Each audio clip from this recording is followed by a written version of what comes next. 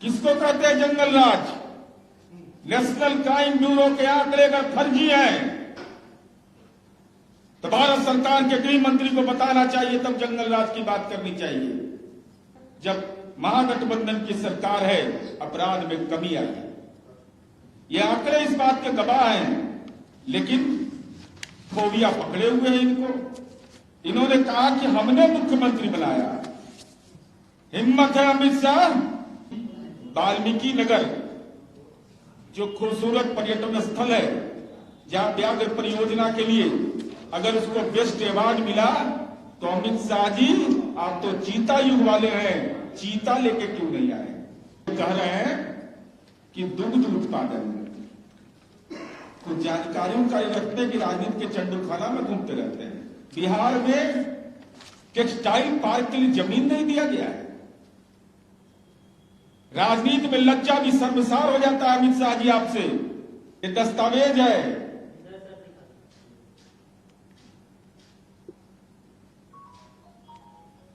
एक एक चीज का राजनीतिक पोस्टमार्टम इनका करेंगे, इनका झूठ का। इन्होंने कह दिया कि जमीन नहीं दिया गया।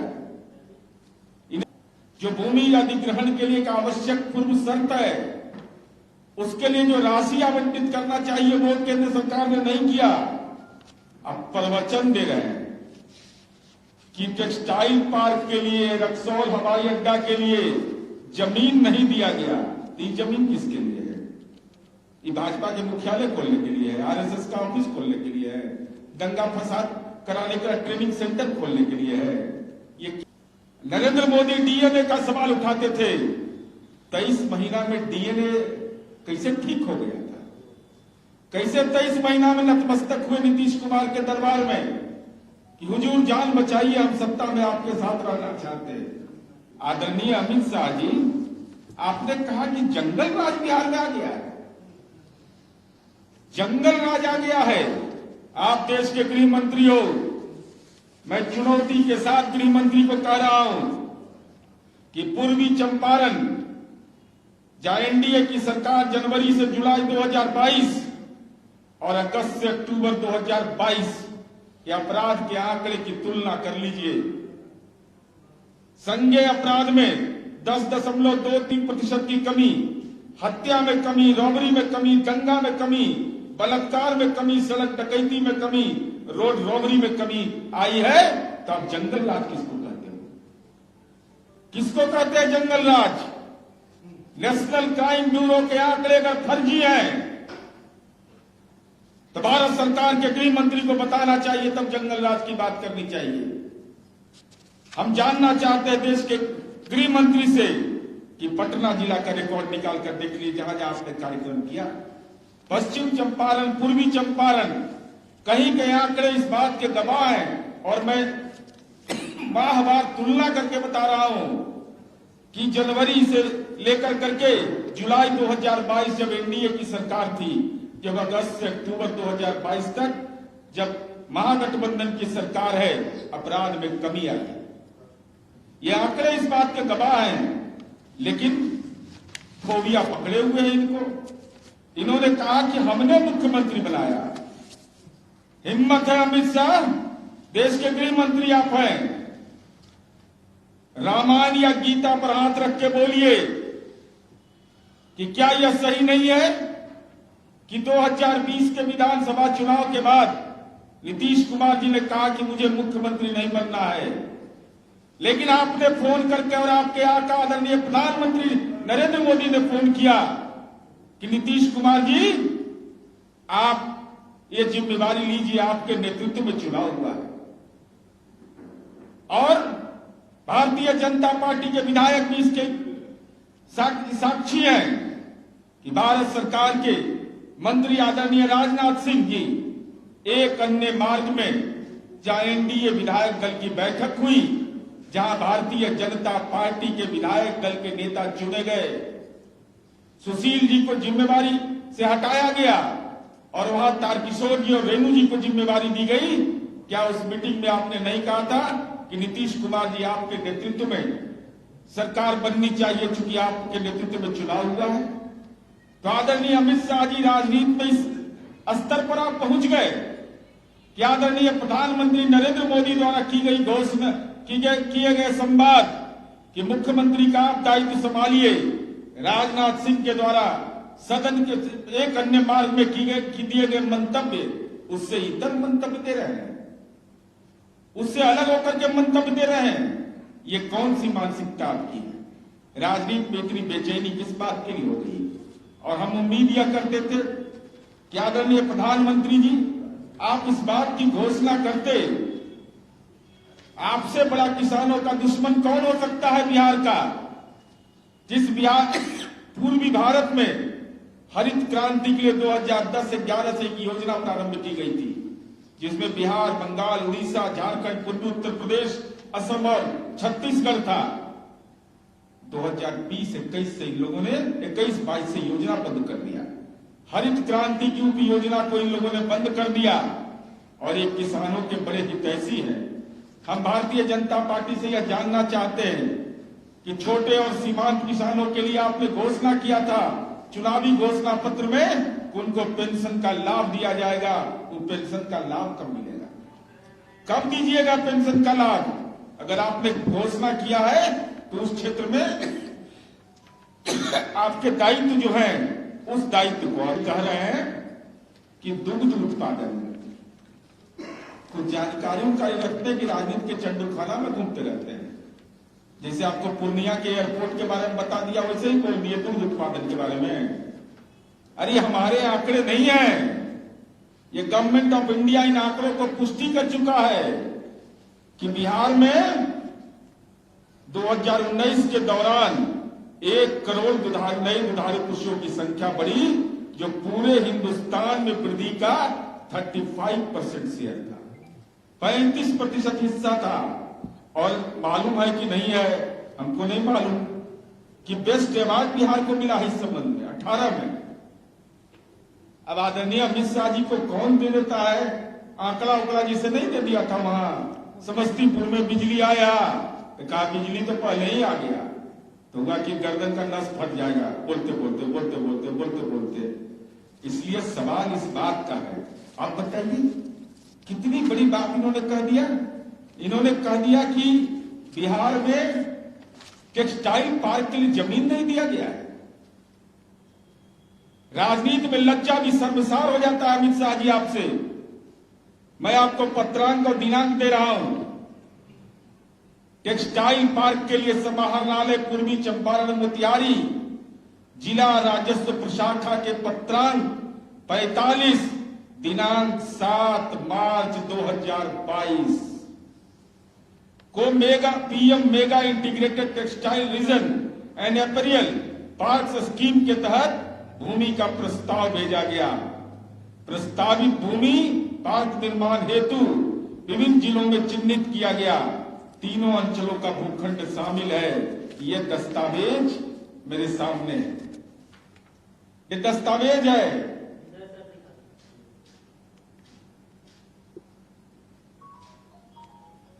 एक एक चीज का राजनीतिक पोस्टमार्टम इनका करेंगे, इनका झूठ का।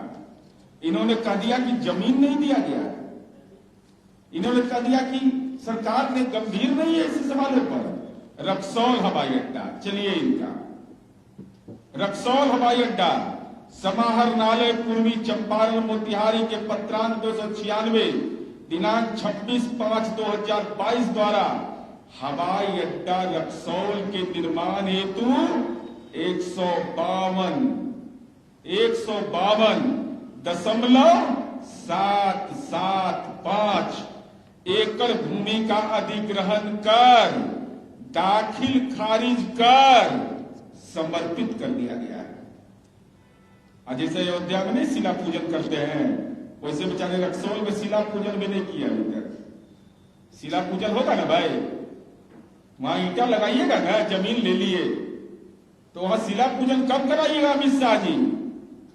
और जो अतिरिक्त जमीन मांगा है यह भी जानिए, उसके लिए विहित प्रपत्र राज्य सरकार को नहीं भेजा गया। जो परफॉर्मा होता है उसमें प्रपत्र में नहीं भेजा। जो भूमि अधिग्रहण के लिए एक आवश्यक पूर्व शर्त है, उसके लिए जो राशि आवंटित करना चाहिए वो केंद्र सरकार ने नहीं किया।